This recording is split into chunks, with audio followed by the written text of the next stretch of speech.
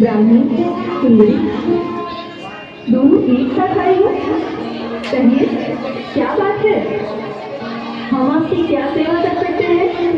सेवा तो आप हमेशा करती है हमारी, परंतु आज हम आपसे शिकायत करने आए हैं। शिकायत? भला ऐसा क्या हो गया? क्या हो गया? क्या नहीं हुआ वो पूछा राजमाता। अच्छा ठीक है, मुझे सारी बातें विस्तार से बताइए कि आपको शिकायत किससे है? पिताश्री से। हमारी शिकायत? अरे अरे नहीं, हमें भी तो बताइए, ऐसा क्या कर दिया हमने जो अब हमारी माता के पास हमारी शिकायत लेकर आई हो? हाँ, आप दोनों निश्चिंत होकर हमें बताइए। पुत्र हमारे सर्वगुण संपन्न भले ही हो, परंतु आप भी तो उन्हीं की पुत्रियां हो। यही तो राजमाता, यही तो शिकायत है। राजमाता, अब आप ही बताइए। जब देखो तब पिताश्री और पितामह सभी के कल्याण के बारे में सोचते रहते हैं, उनके लिए ही कार्य करते हैं। किसी भी प्रकार की उलझन हो, दोनों के पास हमेशा कोई ना कोई सुझाव होता ही है। तो अब जब हम भी उन्हीं के वंशज हैं और उन्हीं की तरह हमारे पास भी 2 हाथ, 2 पैर, 2 आंख, एक मस्तिष्क है, तो हमें भी तो कल्याण करने का आनंद मिलना चाहिए ना। जब भी हमसे अपनी समस्या को लेकर कोई कुछ पूछता है, हमारे मन में बस यही चलता है कि इसका हल तो हमें पिताश्री से जानकर ही प्राप्त होगा। आपकी शिकायत तो बड़ी गंभीर है और आप दोनों की बातें बिल्कुल सही है। तो अब इस समस्या का हल क्या होगा पुत्र? देखा, इस प्रश्न का उत्तर भी आप पिताश्री से ही ले रही है। पिताश्री, आप मुस्कुराना बंद कीजिए और हमें भी इतना सक्षम बनाइए कि हम भी आपके और पितामह के साथ लोक कल्याण में जुड़ सके। हाँ, अब जब दोनों पुत्रियां शिकायत मेरे पास ले आई है, तो इसका निवारण भी अभी ही होगा पुत्र। हे नम्र बालाओं, आप दोनों शील और गुण से शोभित सरस्वती और कीर्ति की लक्ष्मी समान हो।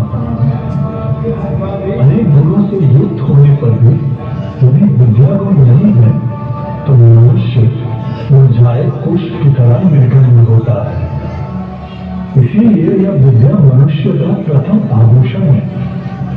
यह विद्या ही महाबल है, परम मित्र है और विपत्तियों में सहायक सखी है। जिस प्रकार रत्न को तलाशते ही वह अतिशय कांतिमान और कीमती हो जाता है, इसी प्रकार अनेक विद्याओं से युक्त शील, विनय, क्षमा आदि गुण और अधिक शोभित होते हैं। उचित समय पर पुत्र और पुत्रियों को समुचित विद्या देना ही माता पिता का आद्य कर्तव्य है और वह उचित समय आ गया है। कहिए पिताश्री, हमें कैसे विद्या को धारण करना होगा? हम अपनी विद्या का सही उपयोग करेंगे। जब एक पुरुष शिक्षित होगा तो वो स्वयं को शिक्षित कर आगे बढ़ेगा, परंतु जब एक स्त्री शिक्षित होती है तो वह अपने साथ कई लोगों को उसका लाभ देती है।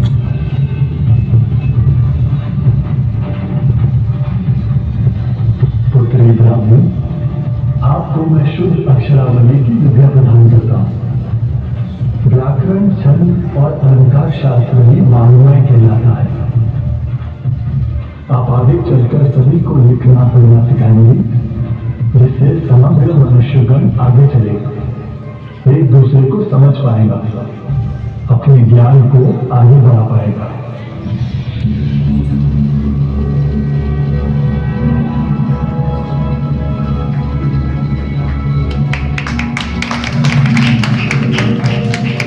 पुत्री सुंदरी, आपको मैं गणित शास्त्र की विद्या प्रदान करता हूँ।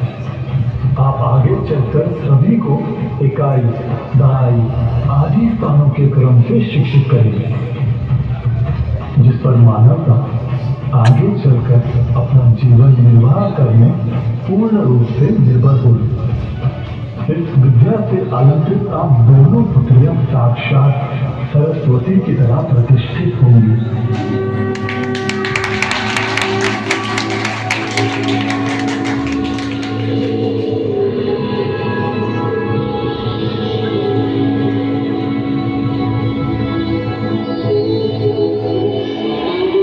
पूछिए, अभी जो मन में प्रश्न उत्पन्न हुआ है ना, उसे पूछिए। जैसे आपने हमें विद्या प्रदान की है, वैसे हमारे भ्राताओं को भी प्रदान कीजिए।